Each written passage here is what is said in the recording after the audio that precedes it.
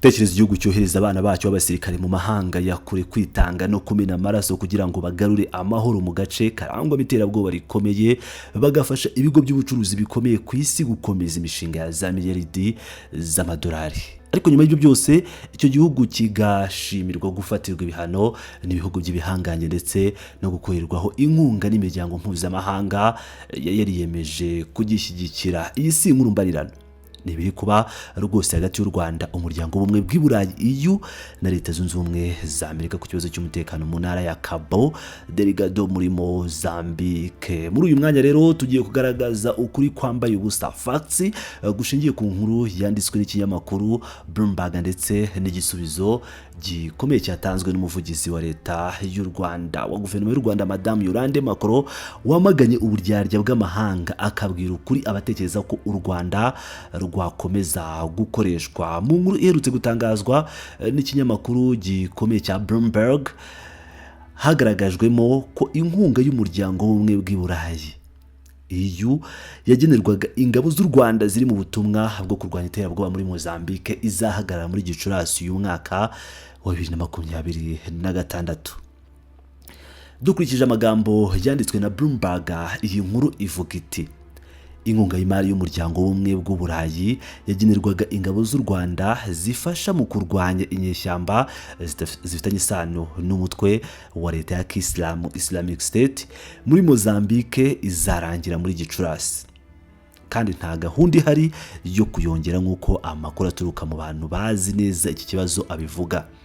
Iyi nkunga ingana na miliyoni 20 z'amayero, ni ukuvuga ugenekereje miliyoni 23 z'amadolari Leta Zunze Ubumwe za Amerika, yari yemejwe na EU mu mwaka wa 2024 inyujijwe mu kigega nyafurika cy'amahoro European Peace Facility. Intego y'aya mafaranga yari ukwishyura ibikoresho by'ibanze by'abasirikare n'ibijyanye n'ibikorwa bya logistique mu gihe bakorera mu ntara ya Cabo Delgado ikungahaye kuri gaze. Ariko se iyi nkunga ihagaritswe kubera iki? Bloomberg isanisha irihagarikwa n'ibihano biherutse gufatira u Rwanda. Ikinyamakuru kigira kiti: mu cyumweru gishize Minisiteri y'Imari ya Leta Zunze Ubumwe za Amerika US Treasury yafatiye ibihano RDF, ingabo z'u Rwanda, yishinja gutera inkunga, guhugura no kurwana ku ruhande rw'umutwe w'inyeshyamba wa M23 mu burasirazuba bwa Repubulika Iharanira Demokarasi ya Kongo. Umuvugizi wa EU yemeje aya makuru mu butumwa bwa email abaza ikinyamakuru agira ati: ingamba z'inkunga ziriho ubu zemejwe muri 2022 na 2024 zizarangira muri Gicurasi 2026. EU yabonye ibihano bishya byatangajwe na Leta Zunze Ubumwe za Amerika byafatiwe ingabo z'u Rwanda n'abakuru b'ingabo bayo 4. Turi gusuzuma ingaruka z'ibyemezo bya Amerika. Aya makuru akimara gusohoka ashashagirana nka zahabu mu bitangazamakuru mpuzamahanga bishaka kwerekana ko u Rwanda rwasubijwe inyuma. Guverinoma y'u Rwanda ntiyacecetse binyuze ku rukuta rwa X.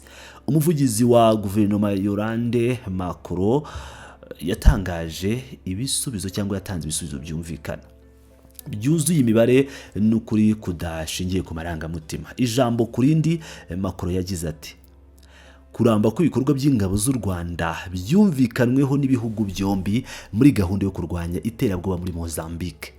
Niba kuko ingabo zacu zikenewe bishingiye ku mikoro ahagije kandi yizewe.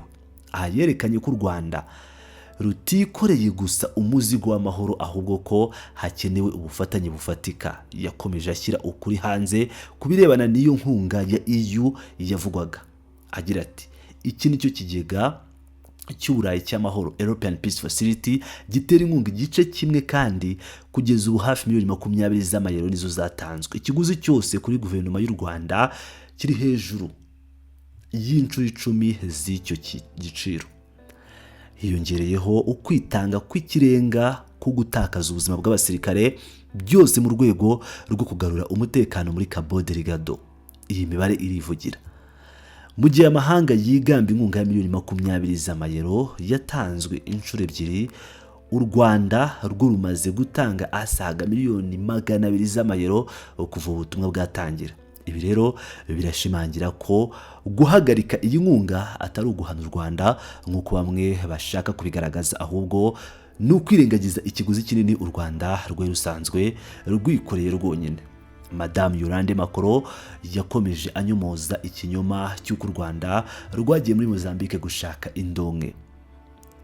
Yabisobanuye neza agira ati, yagize ati ingabo z'u Rwanda zagiye i Cabo Delgado muri 2021 mu busabe bwa guverinoma ya Mozambique gukorana n'igihugu cy'umuvandimwe cya Afurika cyari gikeneye ubufasha.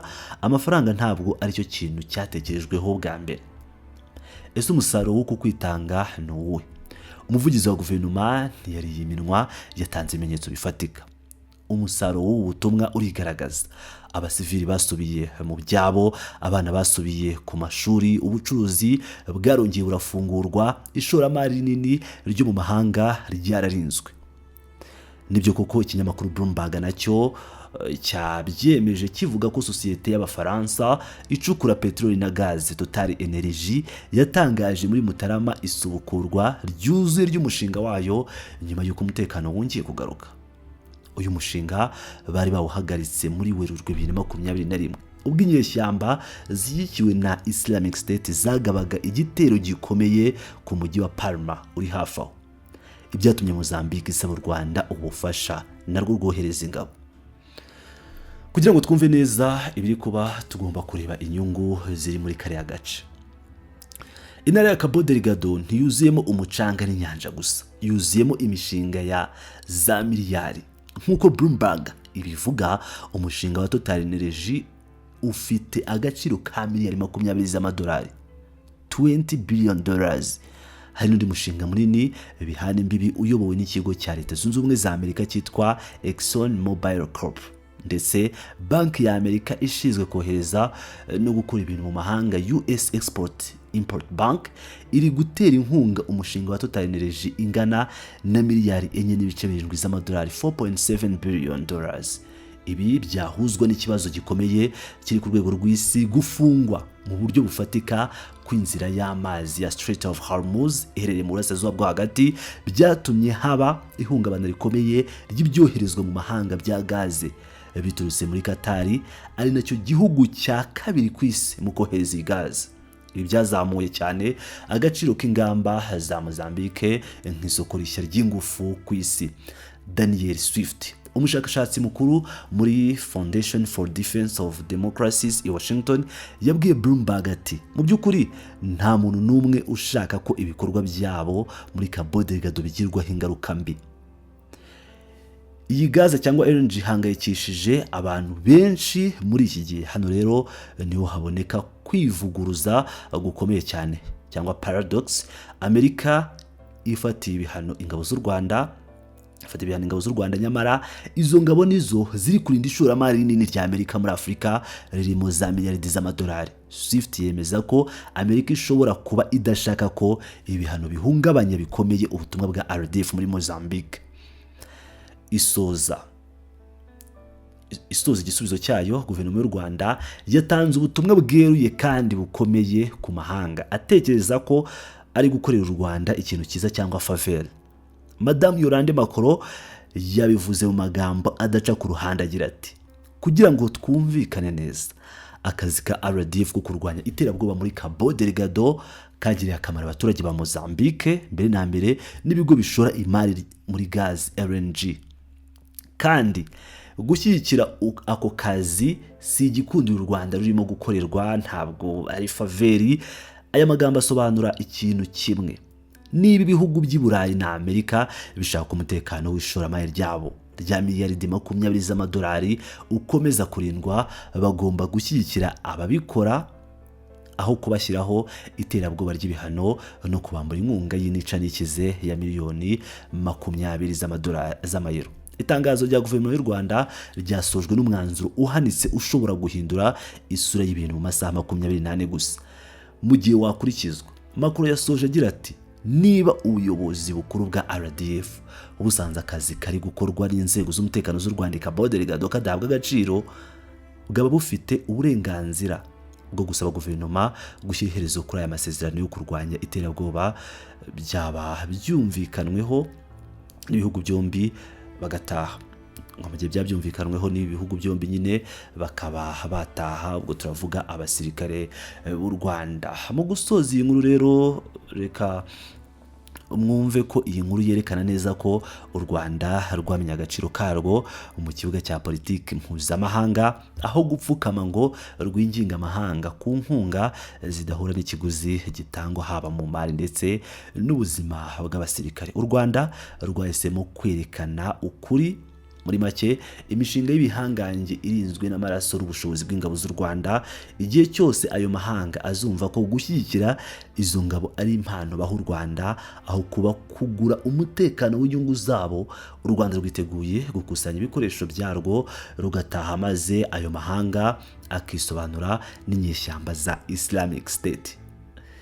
Ngira ngo rero murabyumvira neza cyane ibijyanye n'ibyatangajwe n'umuvugizi wa guverinoma y'u Rwanda Madame Yolande Macron ubwo yasubizaga inkuru yanditswe n'ikinyamakuru Bloomberg, ariko akaba ari inkuru irimo amakuru menshi kuko bavuganye nabo muri EU, bavuganye nabo muri Leta Zunze Ubumwe za Amerika. Murumva ko impande zose iyi Bloomberg yari yavuganye nazo, bigaragaza uko iyi gahunda cyangwa iyi deal igiye gukinwa. Ingabo z'u Rwanda mu gihe batumva neza akamaro kazo rwose n'amafaranga u Rwanda rwagiye rutanga, mwumvishe ko mu by'ukuri u Rwanda rwatanze inshuro 10 amafaranga Uburayi buha ingabo z'u Rwanda. Rero kugira ngo u Rwanda ruveyo birasaba n'ubundi ko rwicara ku meza y'ibiganiro rukaganira n'abayobozi ba Mozambique ndetse n'abandi babifitemo inyungu, bakaganira bakareba ese ingabo z'u Rwanda nizivayo biraza kugenda bita umutekano wagarutse. Ibyihebe barabyishingira, mwarabibonye, barabyirukanye, umutekano uragaruka, ariko ibyihebe bihora byiyubaka.